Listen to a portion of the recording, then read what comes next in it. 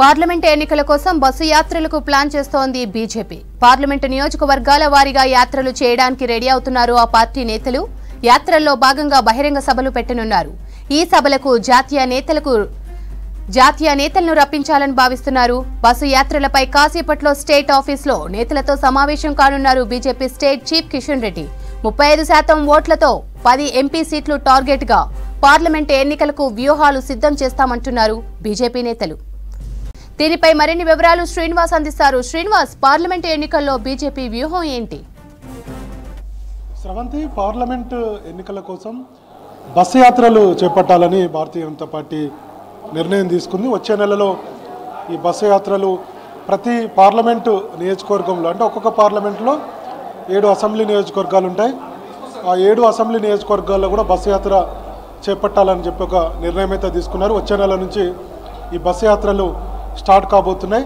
దాదాపుగా 15 రోజుల పాటు బస్సు యాత్రలు ఉండే విధంగా భారతీయ జనతా పార్టీ ప్లాన్ చేసుకుంది. ఇంకొక వైపు అంటే ఒక వారం రోజుల పాటు ఆ పార్లమెంటు నియోజకవర్గంలో బస్సు యాత్ర చేసిన తర్వాత పార్లమెంటు కేంద్రంలో ఒక భారీ బహిరంగ సభకు ప్లాన్ చేస్తున్నారు. ఈ భారీ బహిరంగ సభలో బీజేపీ జాతీయ నేతలు పాల్గొనేలా ఒక కార్యాచరణ అయితే సిద్ధమవుతుంది. సో అది అవసరమైతే బీజేపీ జాతీయ నేతల్లో మోడీతో పాటు అమిత్ షా, అట్లనే జేపీ నడ్డా, ఇతర కేంద్ర మంత్రులను కూడా పాల్గొనే విధంగా ప్రయత్నాలు అయితే జరుగుతున్నాయి. చాలా పెద్ద ఎత్తున ఈ బస్సు యాత్రలు సక్సెస్ చేసేందుకు భారతీయ జనతా పార్టీ కసరత్తు జరుగుతుంది. ఇక మరి కాసేపట్లో బస్సు యాత్రల మీద బీజేపీ రాష్ట్ర అధ్యక్షుడు కిషన్ రెడ్డి రాష్ట్ర నాయకత్వంతో సమావేశం కాబోతున్నారు. ఎప్పటి నుంచి బస్సు యాత్రలు మొదలు పెట్టాలి, ఏ పార్లమెంటు నియోజకవర్గం నుంచి స్టార్ట్ చేయాలనే దాని మీద బీజేపీ లీడర్లతోటి చర్చించి ఒక నిర్ణయం ప్రకటించేటువంటి అవకాశం ఉంది. అయితే గతంలోనే ఫిబ్రవరి 5 నుంచి 10వ తారీఖు వరకు లేదా 15వ తారీఖు వరకు అని బస్ యాత్రలు నిర్వహించాలని అనుకున్నప్పుడు కూడా కొంత ఈ షెడ్యూల్లో చేంజ్ అయ్యేటువంటి అవకాశాలు అయితే కనపడుతున్నాయి. సో ఈ బస్ యాత్ర ద్వారా పెద్ద ఎత్తున ప్రజలను భారతీయ జనతా పార్టీ వైపు తిప్పుకోవడం, మరోవైపు రామమందిర నిర్మాణ అంశం కావచ్చు, అట్లనే త్రిపుల్ తలాక్ అంశం కావచ్చు, తర్వాత కాశ్మీర్ ఇష్యూ కావచ్చు, తర్వాత మహిళా రిజర్వేషన్కి సంబంధించినటువంటి అంశాలు కావచ్చు.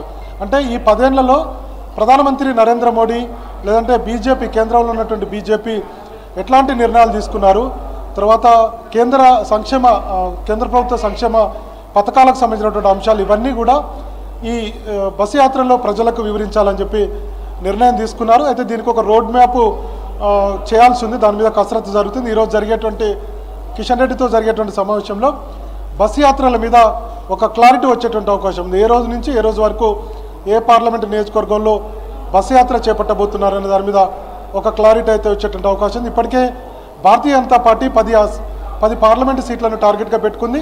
అట్లనే 30% మేర ఓట్లు రావాలన్నటువంటి టార్గెట్ తోటి ఒక గ్రౌండ్ వర్క్ జరుగుతుంది.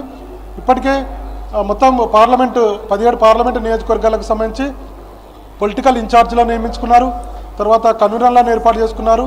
ఇంకొక వైపు విస్తారకుల పేరుతోటి ఆల్రెడీ ఇంతకుముందే వీళ్ళ 17 పార్లమెంటు నియోజకవర్గాలకు సంబంధించినటువంటి వాళ్ళ విస్తారకులను కూడా నియమించారు. వాళ్ళంతా కూడా 2 వీలర్స్ వేసుకొని ఆయా పార్లమెంటు నియోజకవర్గాల్లో తిరుగుతున్నారు. తర్వాత క్యాడర్ని కూడా మొబిలైజ్ చేస్తున్నారు. సో ఇట్లా వచ్చే నెల 28వ తారీఖు వరకు కూడా భారతీయ జనతా పార్టీ కార్యాచరణ రూపొందించుకుంది. పెద్ద ఎత్తున ప్రజల్లోకి వెళ్ళాలి. ఖచ్చితంగా ఈసారి బీజేపీ వర్సెస్ కాంగ్రెస్ ఈ 2 పార్టీల మధ్యనే పోటీ ఉంటుందనేది బీజేపీ నేతలు చెప్తున్నారు. జాతీయ నాయకత్వం కూడా ఇదే అంశాన్ని చెప్తుంది. కాబట్టి కొంత సీరియస్గా గ్రౌండ్ వర్క్ చేస్తే అనుకున్నటువంటి 10 ఎంపీ సీట్లను గెలుచుకోవచ్చు అనేటువంటి వ్యూహంతో భారతీయ జనతా పార్టీ ఉంది.